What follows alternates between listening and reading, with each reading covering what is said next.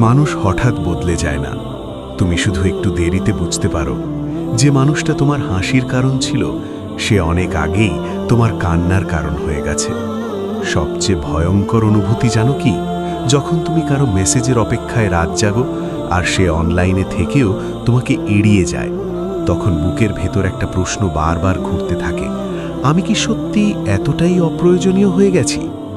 আজকের গল্পটা শুধু একটা গল্প না, হয়তো এটা তোমার জীবনের এমন একটা অধ্যায় যেটা তুমি কাউকে বলতে পারো না, কারণ বাইরে থেকে তুমি ঠিকই হাসো, কিন্তু ভিতরে ভিতরে প্রতিদিন একটু একটু করে ভেঙে যাচ্ছ। আর যদি কখনো এমন কাউকে হারিয়ে থাকো যে একদিন তোমার পুরো পৃথিবী ছিল, তাহলে আজকের গল্পের প্রতিটা শব্দ তোমার বুকের ভিতর গিয়ে লাগবে। রাত তখন অনেক গভীর, চারপাশে নিস্তব্ধতা, মোবাইলের স্ক্রিনটা বারবার জ্বলে উঠছে, কিন্তু যার মেসেজের অপেক্ষায় তুমি বসে আছো তার কোনো খবর নেই। একটা সময় ছিল এই মানুষটাই ঘুমানোর আগে তোমার সাথে কথা না বলে থাকতে পারত না। সারাদিন কি করলে, খেয়েছো কিনা, মন খারাপ কিনা, সব কিছু নিয়েই তার চিন্তা ছিল। তুমি ভাবতে, এত যত্ন কেউ কখনো কাউকে করতে পারে? ধীরে ধীরে তুমি অভ্যস্ত হয়ে গেলে তার খেয়েছো শব্দটার উপর, তার অপেক্ষার উপর, তার কেয়ারের ওপর।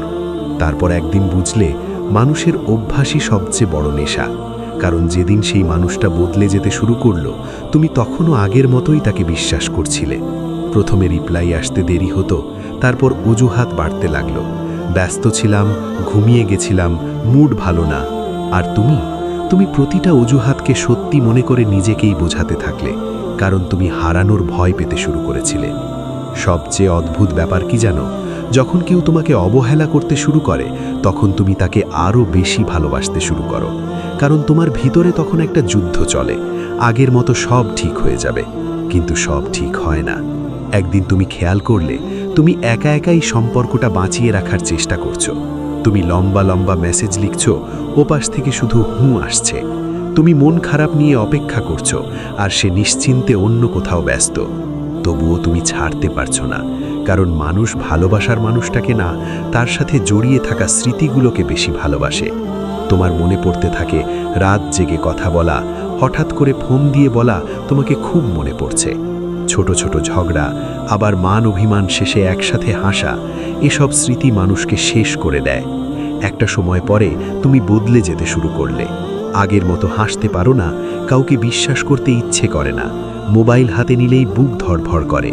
তুমি প্রতিদিন ভাবো আজ হয়তো সব আগের মতো হবে, কিন্তু প্রতিটা দিন শেষে তুমি শুধু আরও বেশি অবহেলা পাও।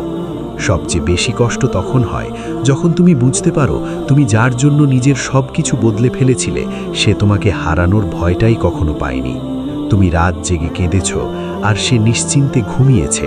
তুমি তার একটা মেসেজের জন্য অপেক্ষা করেছ, আর সে তোমার নীরবতাটাও খেয়াল করেনি। জানো, অবহেলা খুব অদ্ভুত জিনিস। এটা মানুষকে একদিনে ভাঙে না, ধীরে ধীরে ভিতর থেকে শেষ করে দেয়। একটা সময় আসে যখন তুমি আর অভিযোগও করো না, কারণ তুমি বুঝে যাও জোর করে কারো জীবনে গুরুত্বপূর্ণ হয়ে থাকা যায় না। তখন তুমি চুপ হয়ে যাও। বাইরে থেকে সবাই ভাবে তুমি ঠিক আছো, কিন্তু ভিতরে ভিতরে তুমি প্রতিদিন সেই মানুষটার স্মৃতির সাথে যুদ্ধ করো।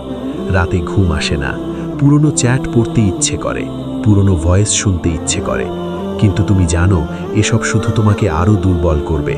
তবুও মানুষ জানো কেন জানি নিজের কষ্টের কাছেই বারবার ফিরে যায়, কারণ ভালোবাসা মানুষকে শক্ত না, ভীষণ দুর্বল বানিয়ে দেয়। তারপর একদিন হঠাৎ তুমি বুঝতে পারো তুমি আর আগের মানুষটা নেই।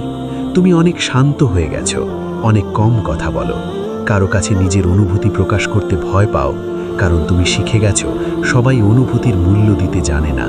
কিছু মানুষ শুধু সময় কাটাতে আসে, আর চলে যাবার সময় পুরো একটা মানুষকে ভিতর থেকে শেষ করে দিয়ে যায়। কিন্তু গল্প এখানেই শেষ নয়। সবচেয়ে সুন্দর ব্যাপার হলো, একদিন তুমি ঠিকই নিজেকে সামলে নেবে। হয়তো সেই মানুষটার কথা মাঝে মধ্যে মনে পড়বে, হয়তো কোনো গান শুনে হঠাৎ চোখ ভিজে উঠবে, তবুও তুমি বেঁচে থাকবে, কারণ সময় মানুষকে ভুলতে শেখায় না, শুধু কষ্ট নিয়ে বাঁচতে শিখিয়ে দেয়। আর যেদিন তুমি নিজেকে আবার ভালোবাসতে শিখে যাবে, সেদিন বুঝবে যে মানুষটা তোমাকে অবহেলা করেছে সে তোমার ভালোবাসা পাওয়ার যোগ্যই ছিল না। তাই আজ যদি তুমিও এমন কোনো অবহেলার ভিতর দিয়ে যাও, তাহলে একটা কথা মনে রেখো, তোমার মূল্য কারো অবহেলায় কমে যায় না, তুমি এখনও গুরুত্বপূর্ণ, তুমি এখনও ভালোবাসার যোগ্য। আর যদি গল্পের এই অংশ পর্যন্ত এসে তোমার বুকটা একটু হলেও ভারী হয়ে যায়, তাহলে নিচে তোমার অনুভূতিটা কমেন্ট করে জানাও, কারণ তোমার গল্পটাও হয়তো কারো সাথে মিলে যাবে। আর এমন বাস্তব অনুভূতির গল্প শুনতে চ্যানেলটি সাবস্ক্রাইব করে পাশে থেকো, কারণ কিছু গল্প শুধু শোনা হয় না, অনুভব করা হয়।